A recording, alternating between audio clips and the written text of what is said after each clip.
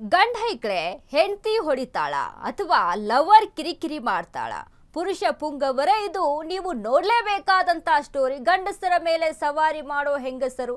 So ಹಾಗಾಗಿ ನಿಮ್ಮ ಸಮಸ್ಯೆಗಳೇನೇ ಇದ್ರೆ ನೀವು ನೋಡಲೇಬೇಕಾದಂತ ಸುದ್ದಿ ಇದು. ಕರ್ನಾಟಕದಲ್ಲಿ ಪುರುಷರಿಗೆ ಯಾವ ರೀತಿಯಾದಂತ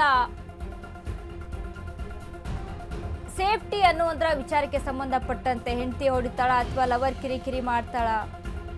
ಪುರುಷರು ಈ ಸ್ಟೋರಿಯನ್ನ ನೋಡಲೇಬೇಕು. ಗಂಡಸರ ಮೇಲೆ ಸವಾರಿ ಮಾಡೋ ಹೆಂಗಸರು ನೋಡಲೇಬೇಕಾದಂತ ಸುದ್ದಿ.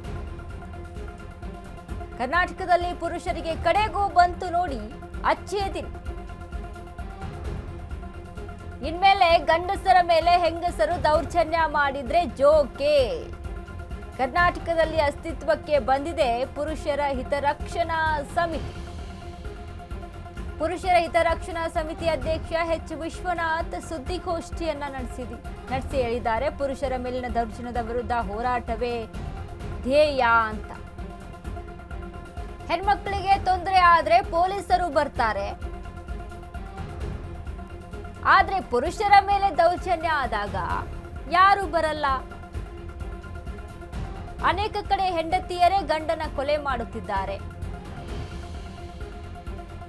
ಅನೇಕ ಕಡೆ ಹೆಂಡತಿಯರು ಗಂಡನ ಕೊಲೆ ಆಗ್ತಾ ಇದೆ, ಗಂಡರಿಂದ ಹೆಂಡತಿಯ ಕೊಲೆ ಕೂಡ ಆಗ್ತಾ ಇದೆ. ಹೀಗಾಗಿ ರಾಷ್ಟ್ರೀಯ ಪುರುಷರ ರಕ್ಷಣಾ ಸಮಿತಿ ಅಸ್ತಿತ್ವಕ್ಕೆ ಬಂದಿದೆ ಅಂತ ವಿಧಾನ ಪರಿಷತ್ ಸದಸ್ಯ ಎಚ್ ವಿಶ್ವನಾಥ್ ಹೇಳಿಕೆಯನ್ನ ಕೊಟ್ಟಿದ್ದಾರೆ. ಹೀಗಾಗಿ ರಾಷ್ಟ್ರೀಯ ಪುರುಷರ ರಕ್ಷಣಾ ಸಮಿತಿ ಅಸ್ತಿತ್ವಕ್ಕೆ ತಂದಿದ್ದೇವೆ. ಪುರುಷ ರಕ್ಷಣಾ ವೇದಿಕೆಯ ಅಧ್ಯಕ್ಷ ಎಂಎಲ್ಸಿ ಎಚ್ ವಿಶ್ವನಾಥ್ ಮಾತಿದು. ಪುರುಷರು ಪ್ರತಿರೋಧಕ್ಕಾಗಿ ಅಥವಾ ಸರಿ ಮಾಡಲಿಕ್ಕೋಸ್ಕರವಾಗಿ ಇವತ್ತಿನ ದಿವಸ ಈ ಪುರುಷರ ಇದನ್ನ ಪೊಲೀಸ್ನವರು ತಗೊಳ್ಳೋದಿಲ್ಲ ಸೀರಿಯಸ್ ಆಗಿ. ಗಂಡಸರ ಕಂಪ್ಲೇಂಟ್ ಪೊಲೀಸ್ನವ್ರು ತಗೋತಾನೆ ಇಲ್ಲ, ಬರೀ ಹೆಂಗಸರ ಕಂಪ್ಲೇಂಟ್ ಮಾತ್ರ ತಗೋತಾ ಇದ್ದಾರೆ. ಈ ಗಂಡಸರಿಗೆ ಇಷ್ಟೆಲ್ಲ ಕಿರುಕುಳ ಆದ್ರೂ ನಮ್ಮನ್ನ ಗಂಡಸರು ಕೇಳೋರ ಪರಿಸ್ಥಿತಿಯಲ್ಲಿ ಹಾಗಾಗಿದೆ. ಹಾಗಾಗಿ ಇದನ್ನ ಕಣ್ತರಿಸ್ಬೇಕು ಅಂತ.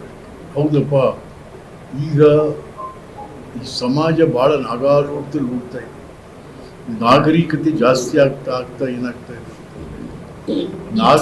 ಸಿವಿಲೈಸೇಷನ್ ಜಾಸ್ತಿ ಆಗ್ತಾ ಇತ್ತ, ಕ್ರಿಮಿನಲೈಸೇಷನ್ ಕೂಡ ಜೊತೆ ಜಾಸ್ತಿ ಆಗ್ತಾ ಇತ್ತು.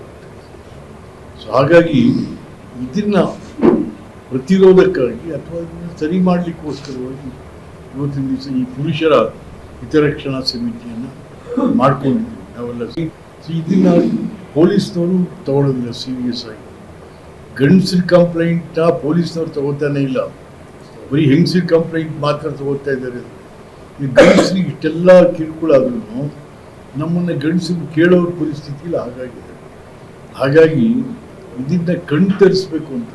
ಹೌದಪ್ಪ, ಈಗ ಈ ಸಮಾಜ ಬಹಳ ನಾಗಾಲೋಟದಲ್ಲಿ ಹೋಗ್ತಾ ಇದೆ. ನಾಗರಿಕತೆ ಜಾಸ್ತಿ ಆಗ್ತಾ ಏನಾಗ್ತಾ ಇದೆ, ಸಿವಿಲೈಸೇಷನ್ ಜಾಸ್ತಿ ಆಗ್ತಾ ಇತ್ತ, ಕ್ರಿಮಿನಲೈಸೇಷನ್ ಕೂಡ ಜೊತೆ ಜಾಸ್ತಿ ಆಗ್ತಾ ಇತ್ತು. ಸೊ ಹಾಗಾಗಿ ಇದನ್ನ ಪ್ರತಿರೋಧಕ್ಕಾಗಿ ಅಥವಾ ಸರಿ ಮಾಡಲಿಕ್ಕೋಸ್ಕರವಾಗಿ ಇವತ್ತಿನ ದಿವಸ ಈ ಪುರುಷರ ಹಿತರಕ್ಷಣಾ ಸಮಿತಿಯನ್ನು ಮಾಡ್ಕೊಂಡಿದ್ದೀವಿ.